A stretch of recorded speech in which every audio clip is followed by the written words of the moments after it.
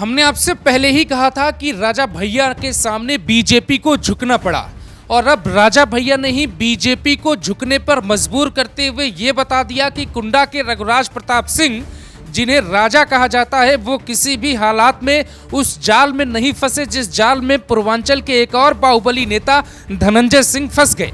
कहानी ये है कि आज जनसत्ता दल की बैठक हुई। आज मतलब 14 मई को शाम में मीटिंग बुलाई थी रघुराज प्रताप सिंह ने जनसत्ता दल के सभी पदाधिकारियों के साथ। मीटिंग बुलाना एक बहाना था, वक्त लेना था, वक्त लिया जाता है निगोशिएशन के लिए, वो चीज़ आपको पहले ही बता चुके हैं। तो राजा भैया ने आखिरकार इस बात का ऐलान किस आधार पे कर दिया कि वो बीजेपी को सपोर्ट नहीं कर रहे हैं। पिछले कुछ दिन पहले जब बेंगलुरु में अमित शाह और राजा भैया की मुलाकात हुई थी तो इस बात का अंदाजा लगाया जा रहा था कि शायद राजा भैया अमित शाह के मंच पर जाएं और मंच साझा करें। लेकिन जब प्रतापगढ़ के कुंडा में ही जब वहां पे शाह की जब रैली होती है होम मिनिस्टर की, वहां पे राजा भैया की कुर्सी तो लगती लेकिन वो नहीं जाते।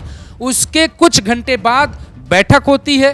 बैठक होने के बाद ये डिसीजन लिया जाता है कि हम बीजेपी के साथ नहीं जाएंगे।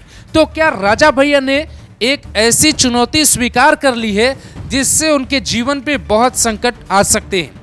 क्योंकि परंपरा देखें, इतिहास देखें तो बताता है कि हर राज्यसभा चुनाव में वो सबका साथ छोड़कर बीजेपी के साथ जाते रहे हैं, या फिर हालात कुछ ऐसे हैं कि वो बीजेपी के साथ जाना नहीं चाहते थे इस बार। तो फिर कहानी क्या हुई कि राजा भैया ने ऐन वक्त पहले अमित शाह की बात ठुकरा दी। ये बात वो खुद स्वीकारते हैं कि शाह जी ने उन्हें बुलाया था और उनसे बात हुई, समर्थन मांगा, और फिर ऐसी कौन सी बात हुई कि उन्होंने बीजेपी को समर्थन देने से इनकार कर दिया। दूसरी बड़ी बात, आप माहौल को समझिए। जो कुंडा विधानसभा क्षेत्र है जहां से राजा भैया विधायक है 7वीं बार, उस विधानसभा क्षेत्र में ठाकुर वोटर न के बराबर है। लेकिन राजा भैया के नाम पर बीजेपी माहौल बनाने में कामयाब होती और राजा भैया ठाकुरों से ज्यादा बाकी की जातियों पे प्रभाव डालते। शायद इस मिशन में बीजेपी पूरी तरह से फेल हो गई। कड़ी ये है कि ये शर्त रखी थी राजा भैया ने कि उन्हें बीजेपी में यानी कि योगी की सरकार में मंत्रालय चाहिए, वो भी उन्होंने बड़ा मंत्रालय मांगा था।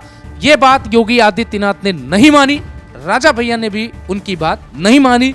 बीजेपी और राजा भैया के रिश्ते मिलने से पहले ही टूट गए, गठबंधन के कयास एकदम खत्म हो गए और पूर्वांचल की सियासत में रघुराज प्रताप सिंह ने देश और दुनिया की सबसे बड़ी पार्टी को ललकारा है, आपकी शर्त पर जी नहीं आते।